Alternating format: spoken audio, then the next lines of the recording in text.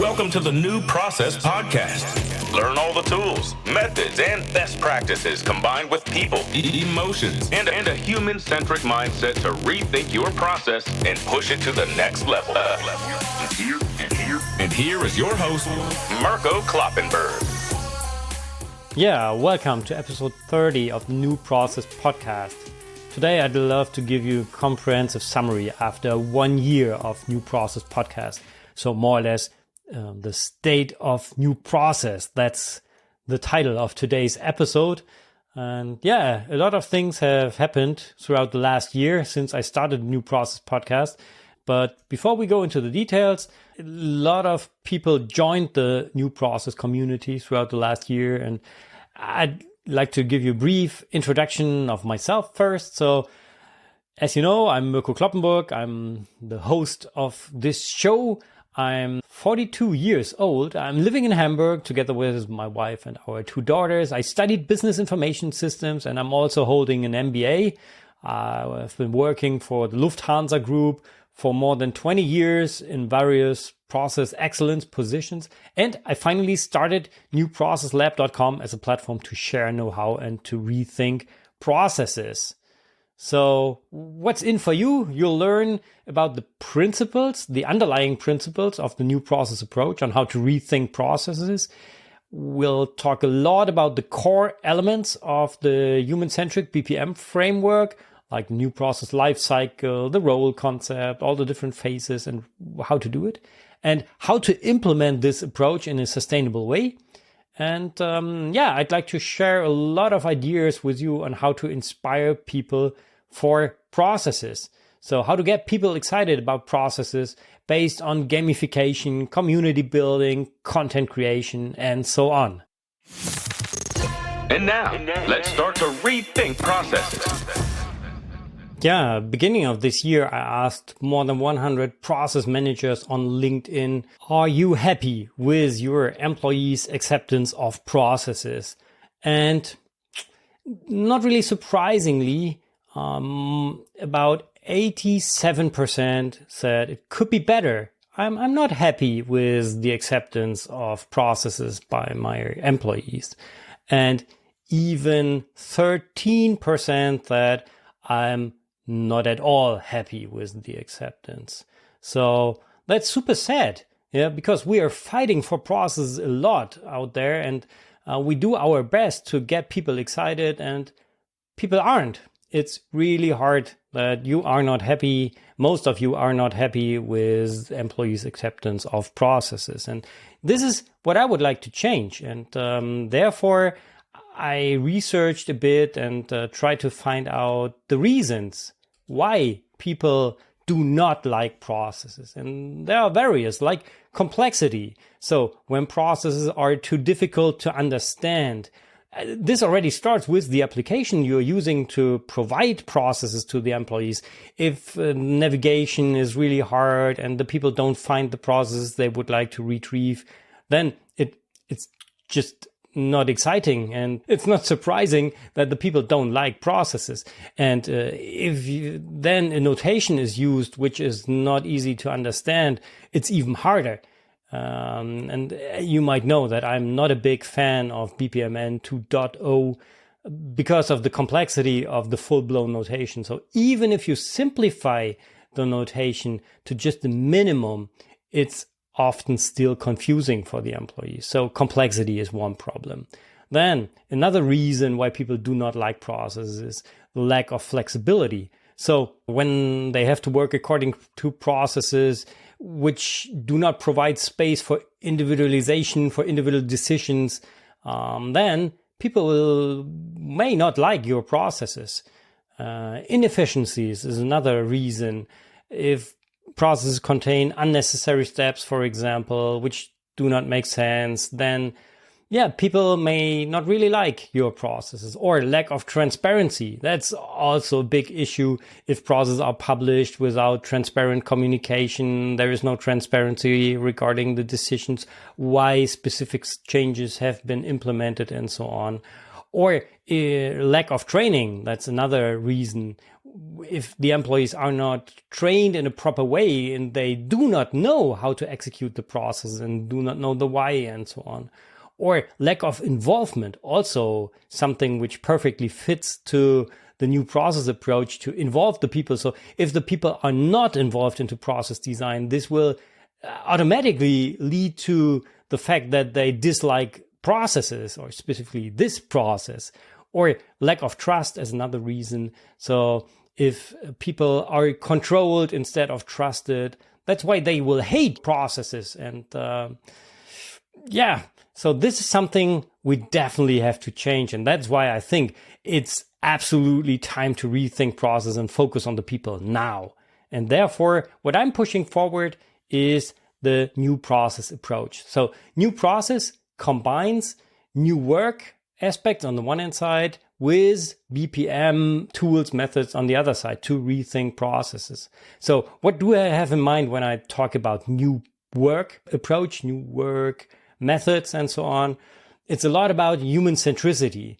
So topics like purpose, trust, transparency, diversity. These are all parts of new work. Experience design, like community building, gamification. That's also part of new work, as well as community building. How to build your process community, talking about podcasting, videos, whatever you need to inspire your community. So these are all aspects coming from a new work world. And now with new process, we're going to combine these with process management tools and methods, like having a holistic transformation approach, coming from the strategy to down to execution. Talking about BPM governance, like process management roles, having a process owner established, having process architects, and so on. And finally, it's a lot about visualizing, having a common picture, so modeling processes. It's also a little bit about the higher maturity levels, like using process mining and automation. That's also for sure part of process management. And that's why it's also part of new process. So, but before we talk about new process, just a brief disclaimer, it's not new process versus old process, because we definitely need all these mature methods we know from the past, and then just add human centricity to these and try to get to the next level with your processes by focusing on the people. So to do this, core of the new process approach are the new process principles. At the moment, there are 8 in total, which we've developed with the new process community. And I would like to give you a brief overview and don't go too detailed into the principles, just to give you an idea. So the first principle is to inspire people for excellent processes. This is especially a principle for all of us out there providing process management to an organization. So we, as the ones providing it, have to fight for excellent processes. We have to act as role models to inspire people for processes. So whatever we ask process owners of business processes out there to do for their business processes, we also have to do for our own process, the process of process management. That's the first.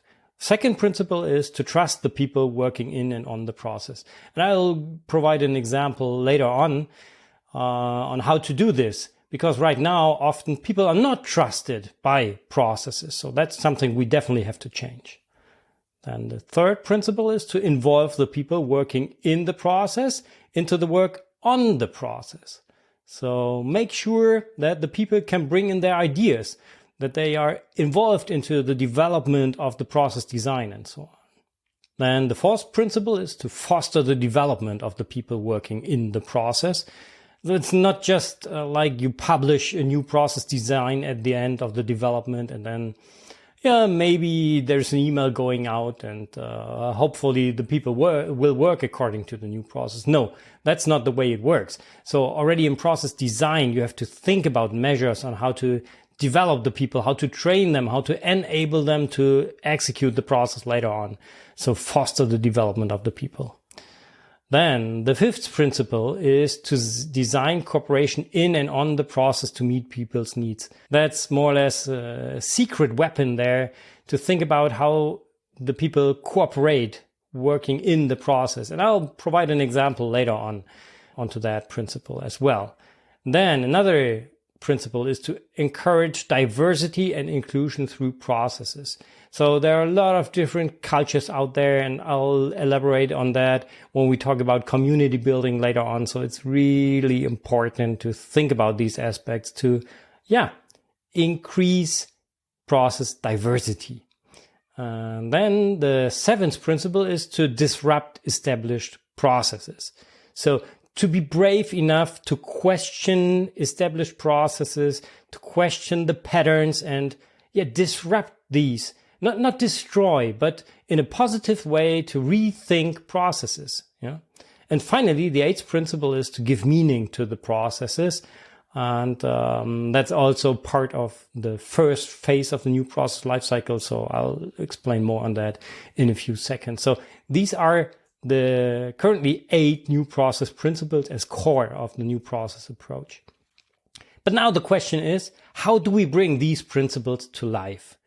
And there, the simple answer is by making it a process. We are always talking about process all the time. So the answer is just establish a process which then takes all these principles into account. And therefore, my solution is the new process lifecycle, which is more or less a PDCA cycle, plan, do, check, act cycle, as a classical process lifecycle. Starting, and that's different to all the life cycles out there, with the first phase where we define the process purpose. So it all starts with the purpose, the why.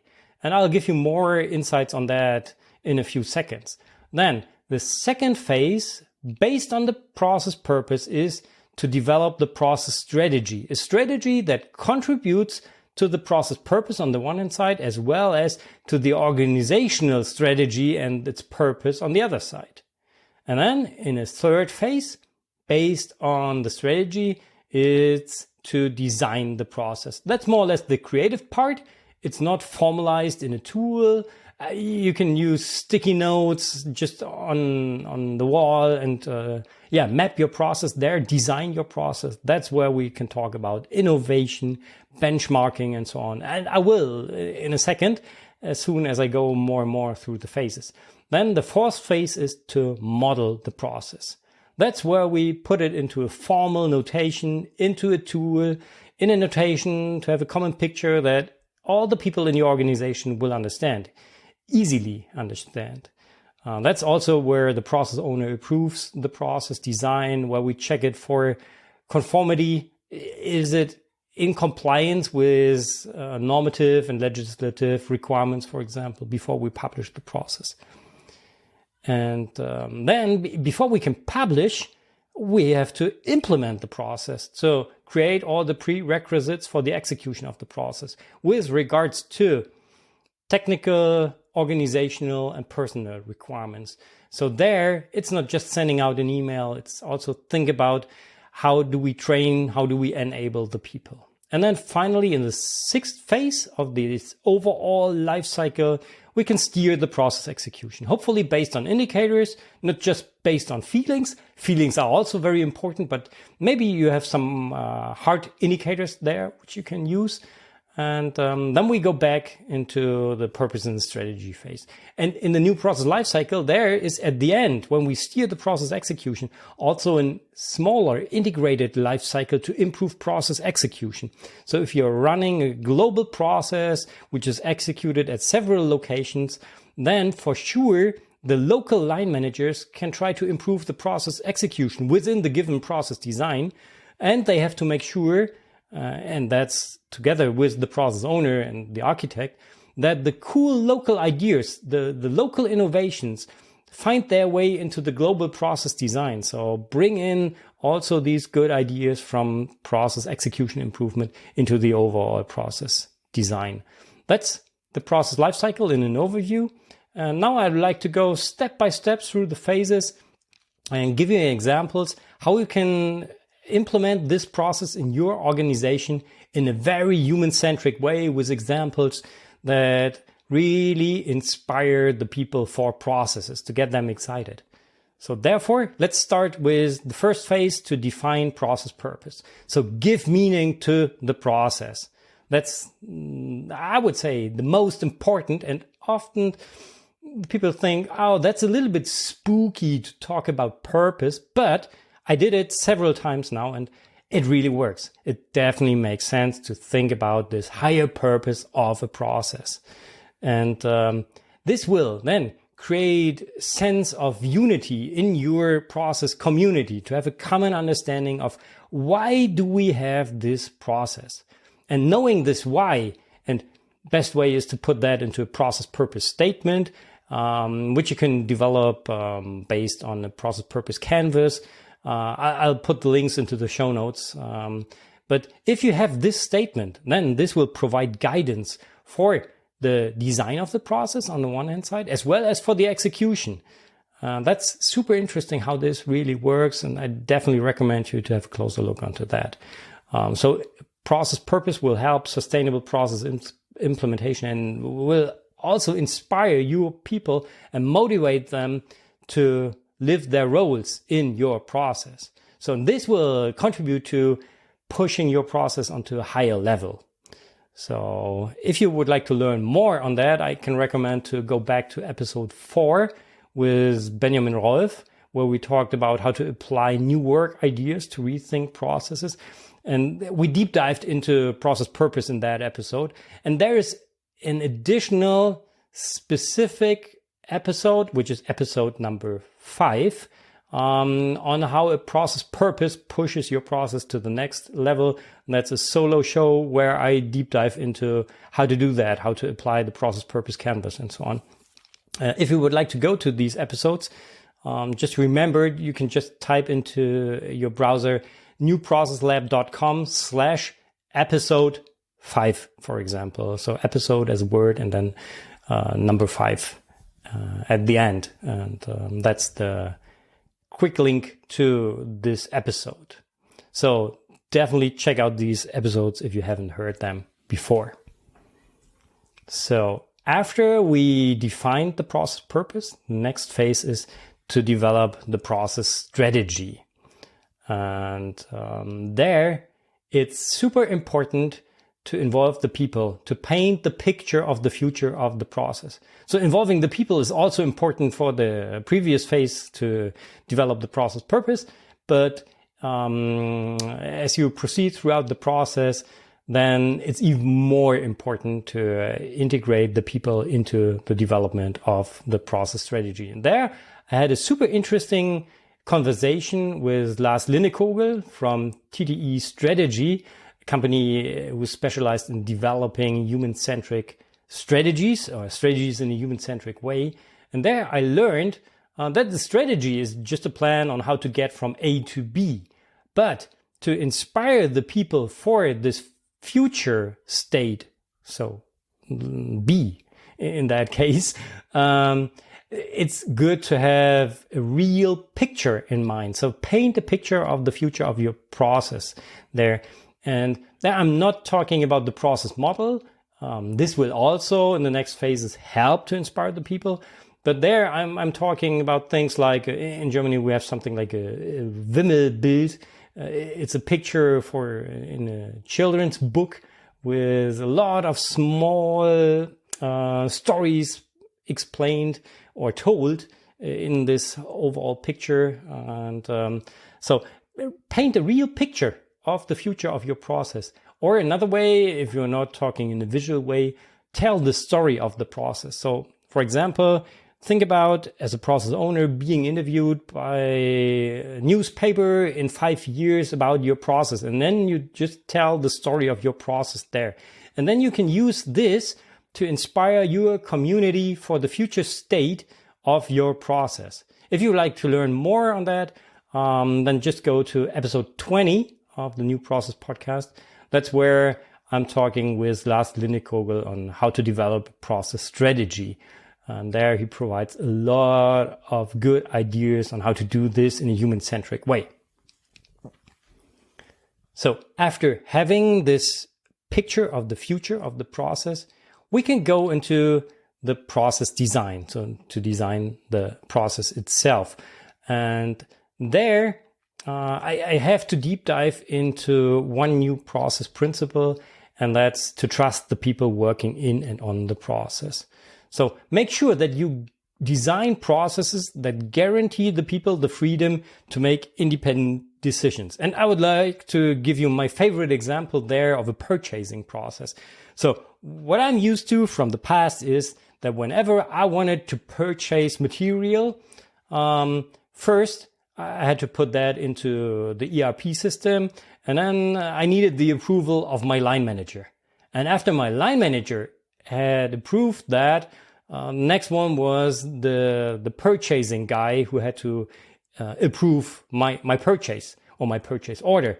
And then in the third step, also the controlling had to check if the budget is available and if I'm allowed to buy this material now. So 3 steps to get just simple material bought. And there, I think this is absolutely that's not necessary. If you provide all the information which is needed by the employee to make a decision, like the budget and knowing if it's really operational necessary to make this purchase now, that should be enough for a well-trained employee to make that decision and to take out these unnecessary approval steps and simply to trust the people. So that's so important there, and that's core of the process design here and how to implement that principle in the design to trust the people.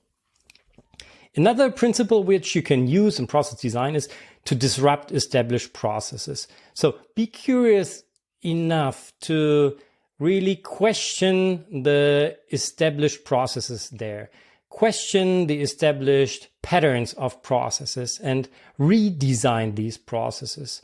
One advice there from Nelson Inno, who is my guest in episode 28, so just 2 episodes before, it was to cut your process into pieces. Yeah, print it out and cut the separate steps, all the activities and decisions into pieces to be able to move them around, put them on a table, and then, just take the pieces, move them around, take pieces out, add other pieces, try to innovate there. Ask the people, do that in a workshop for sure. Bring the people from production to this table to ask them for ideas. Or use other innovation methods to bring in ideas from the outside. One which was discussed in the last episode, episode 29, with Benjamin Durant, was how artificial intelligence can be applied to rethink processes. And there, a nice idea is to use, for example, ChatGPT as your co-pilot to rethink a process. Ask questions on how could a state-of-the-art receiving goods process look like? How can we improve this process? What are the ideas there? What do we have to take into account? And so on. So just use the power of this artificial intelligence as a co-pilot to rethink your process and maybe to disrupt established processes. Another idea there, if you would like to learn more on how to design state-of-the-art processes, is to do benchmarking or to cooperate with academia. And there we had quite early last year an episode with Professor Dr. Daniel Beimborn from University of Bamberg on how to get to the cutting edge of BPM, how to use academia, for example, how to use students to rethink your processes. So if you would like to learn more on that, feel free to go to episode 8 or even to episode 9, which is another episode, another solo episode, where I just provide my 3 pieces of advice to push your BPM ahead. So if you haven't heard these episodes, I think it's a good idea to go back to episode 8 with Daniel or just episode 9 with my advice. And then as soon as we have a process design, we go into modeling to model the process in a formal way. And there it's super important to use a language that the people really understand. And that's, I think, the biggest problem of all the tools out there right now, that the people don't understand the language you are talking. Often it's an expert tool with an expert language like BPMN 2.0, and that's way too complex for non-experts. That's why I would recommend to focus on the information needed by the people to execute the process. Take everything else out. So there I'm often using a very simple swim lane process model with just the roles, their activities and decisions. That's it. No complex operators, no results, no additional information.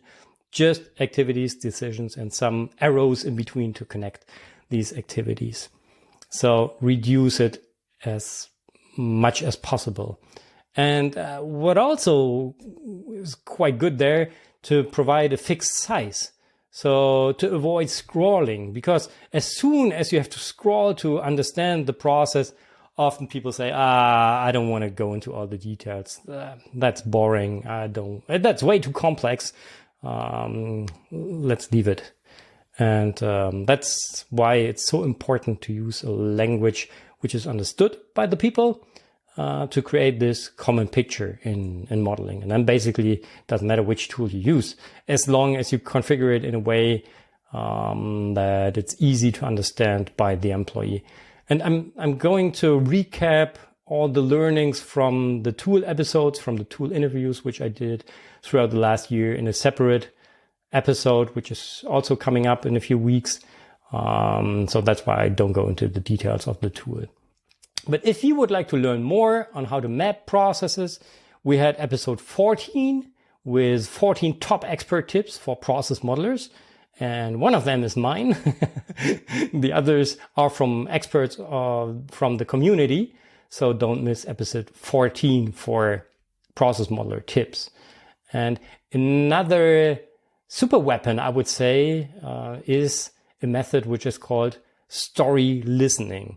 So whenever you are modeling processes, sitting together, asking questions, try to identify the stories and the feelings of the people working in the processes. Try to ask, and how did you feel in that situation when you executed the process the last time?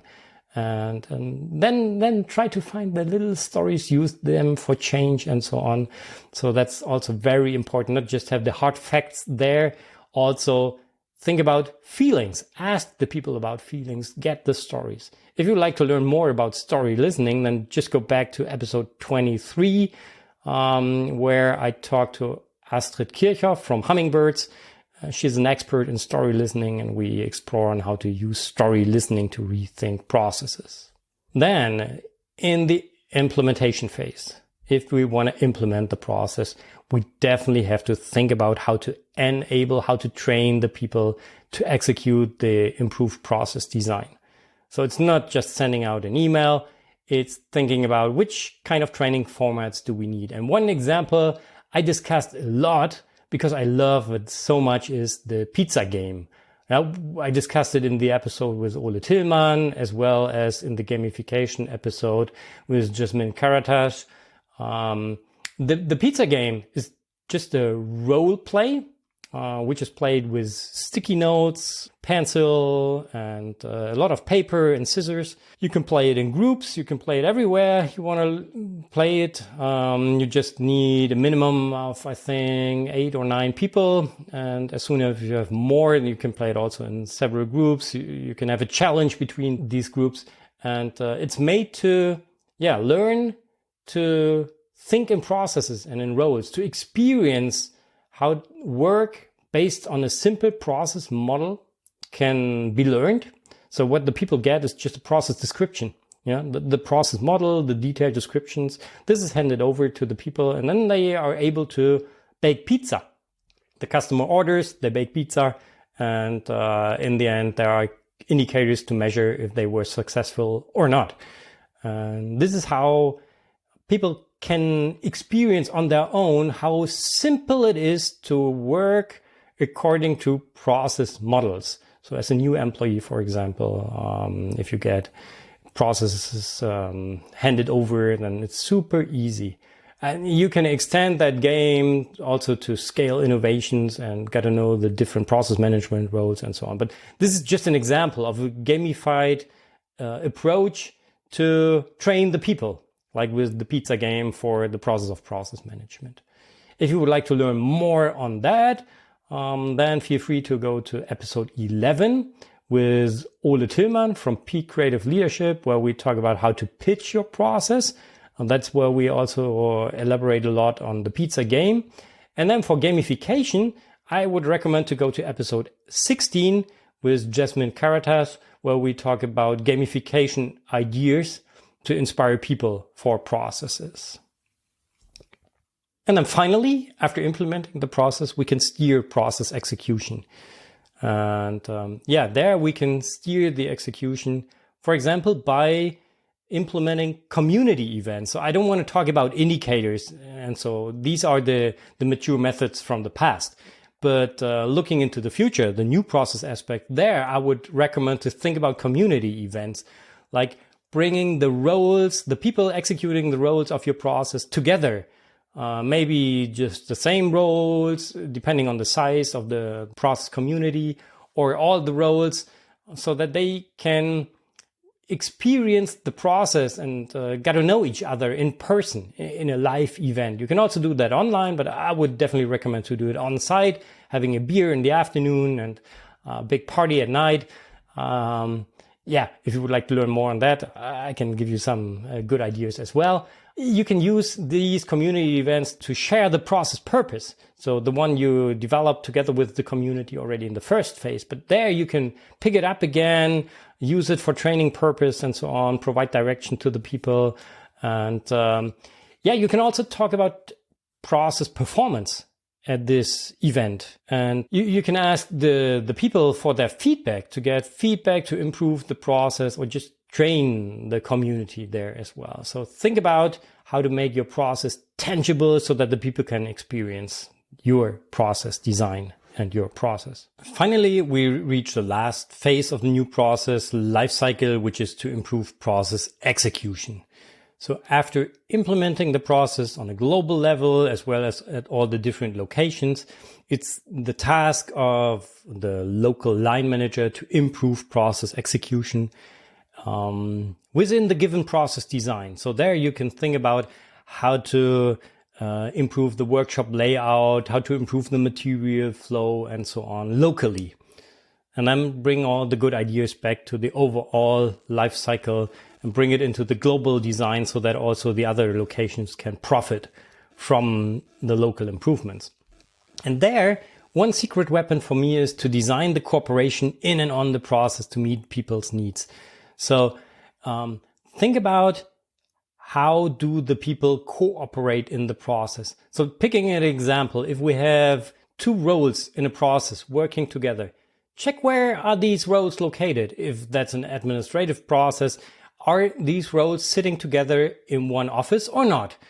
Which options do they have to interact within the process execution? So that would be one. Which tools do they use? Especially in a remote setup, for example. And which infrastructure do they have? Do they have the right setup of a computer, maybe a second screen and so on?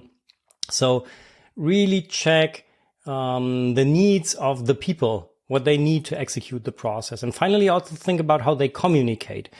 So do they have regular meetings and so on? So really take the people's need into account to improve process execution. And if you have good ideas there, then bring it back into the overall process design. So that would be one of my new process recommendations for the last phase. And that's it. So now it's time to rethink your own BPM process, if you already have one. Do you already have new process principles integrated into your process or not? How can you change that? How can you improve that? And then the question is, how do we bring the process itself to life? And there, my answer is by assigning the roles from your process, like process owner, process architect, and so on, to the people. And just do what you tell the people for all the business processes out there. Think about how to enable your roles. Which formats can you use, which training platforms and so on to train process owners, process architects, to inspire them for your process. And there I would always recommend to start with defining the process purpose first. So develop process purpose for your process of process management. And if you would like to learn more on a holistic level, how this could look like in reality, I would recommend to go to episode 6, where I'm talking to Michael Bürgle from Lufthansa Technik, how they lead more than 20,000 employees by processes. So Michael provides a lot of good examples on how to do this. And also another interesting episode is episode 18 with Christoph Bünker. He's also working for the Lufthansa Group, for Lufthansa Technik Logistics Services. And he is a real process architect. And he's not only a process architect himself, he is leading a team of a number of process architects. And there you can learn how the life of real process architect looks like. So episode 6 with Michael, or episode 18, just go to newprocesslab.com/episode 18 and listen to the episode with Christoph Bünker, for example. Yeah, and now it's up to you. So be a role model and apply the principles yourself. And the question is, how do we start? And there, as I already said, I would always recommend to start with the process purpose and then use that to build your process community. So first, check all your roles you need to manage your process.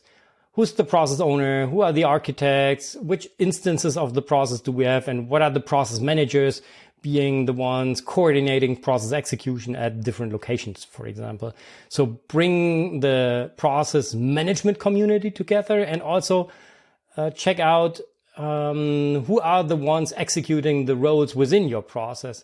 And then invite them to participate, involve them into the workshops, like starting with process purpose. Or if process purpose is a little bit too spooky, think about setting up a workshop to develop the process strategy, or even process design, whatever fits to your needs, where you are in the life cycle right now, where you have the highest pressure to act. Invite the people to that event. Form something like a core team within your community, which then can be used to, bring all the other people on board. And to set up this core team, I would already be as transparent as possible. So tell the people, tell your whole community what you are going to do, what you are planning to do, and invite them to participate. And there you can provide 3 different options. The first one is they can be in the workshops on site, or if it's necessary to do it online, then online. But I would always prioritize on site first. You can offer them to just comment the results. So if they don't have the chance to be on site or online in the workshops, then what you can do is provide the results to the people so that they have the chance to comment, to bring in their ideas. And finally, as a third option, you can offer to the people just to follow what you're doing. So they still have the chance to say something if they would like to, they can feel informed and so on. So these are the 3 options. And then just build a good representative sample of your process community for the workshops. And there, I'm coming back to the process diversity, process principle from the beginning. It's really important to think about the different cultures. So even if you're located in Germany and you're talking to a process community, which is not only in Germany, but also in Switzerland, Austria, then basically the people are talking German language. You think first, but the cultures are often very different, or even at one location, there might be different cultures. So think about the different cultures, make sure that the different aspects are represented, and also the uniqueness of the people is integrated into your process design and process community there. That's something I would always love to stress. So if you would like to learn more about community building, then you can listen to episode 10, where I talked to Mika Leinonen from Ghost Community on how to build a process community. That's super interesting and one of the most referred to episodes, which I recorded in the first year of the New Process podcast. And then finally, act as a process influencer. So use the tools you know from all the influencers out there for your own process, to become visible and to create transparency about what you are doing. So really make it transparent what is coming up. Present what you are doing, make your own efforts visible to the people, to the whole organization. Maybe you start your own process podcast. That's something I did with a customer at the beginning of the year, where we started a process podcast where we interview process owners, process architects, people involved into the workshops on a regular basis, and then publish that on corporate media so that the employees, which are not part of the project, can listen to what is going on in the process world in that organization. They can provide feedback and so on. That's always a good way to activate the community as well. Or just host offline, online events like community events and so on. Maybe you can use that to co-create your process purpose and just inspire your process community. So act like a process influencer. If you'd like to learn more about that, then just go back to episode 24, where I'm talking to Andreas Bierwirth from AB Motion on how to become a process influencer. That's super inspiring episode, and don't miss that. And then finally, get it started.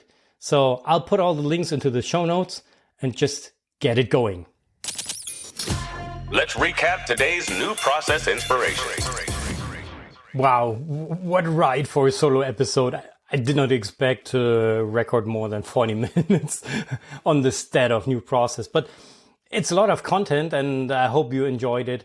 I had so many inspiring interviews throughout the last year, and I really love doing this podcast and sharing that with you, with the community out there. So thank you to all my guests, which I was allowed to interview and which told me so much about their methods and tools. And there will be a special recap episode for my search for a human-centric tool, which I'm planning right now. Guys out there, thank you so much for joining my journey, and thank you for all the great feedback you're providing, because I said that already several times. Podcasting is more or less one direction communication, and it's not that often that you get direct feedback, but some of you provided feedback, and that's really awesome, guys, that you are following what I'm doing here, and there are inspiring ideas which you can then implement directly. So thank you very much for listening and also for providing the feedback. What I'm going to do is, and yeah, I know I told that already several times, I'm going to put all the learnings into the toolbox on newprocesslab.com, and I'll put all the links into the show notes. So if you just go to newprocesslab.com/episode 30, which is this episode, then you'll find all the links of the other referred episodes according to the different phases of the new process lifecycle and the process principles and so on. And then there is one more thing I have to share with you in this special episode today. I started to build an online course which is called the Process Booster. And this is going to be a step-by-step guide to get people excited for your process and push it to the next level. So it's going to be a course designed specifically for people like you who are responsible for processes in the role of a process owner, as a process architect, process manager, process consultant, or however this role is called in your organization. And it will also work for all business processes, all kinds of business processes. Doesn't matter if it's production, administration, and it will also work for the process of process management. So if you are responsible for operating a process management framework, process management system in an organization, then this course of course is for you too. So if you would like to learn more about the course, and want to join the launch team, so be one of the first to know when the course is coming and be part of the first group which is going through the course, then just go to newprocesslab.com/process booster and join the launch team there. So again, newprocesslab.com/process booster, or just go to the show notes of this episode and you'll find the link there as well. So thank you so much for listening today. Have a great day. Bye-bye and auf Wiedersehen. You've been listening to the New Process Podcast. Make sure to subscribe so you don't miss the next episode for more tools, methods, and best practices to rethink your process and push it to the next level. Thank you for listening. Okay, before you leave, just as a reminder, I know I just said it, but it's so important for me, and you don't want to miss that too. So to be the first to get all the details on the Process Booster, to join the launch team, just go to newprocesslab.com/process booster. Type in your name, your email address, and you'll be the first to know as soon as more details are there. So push your process to the next level. Have a great day. Bye-bye.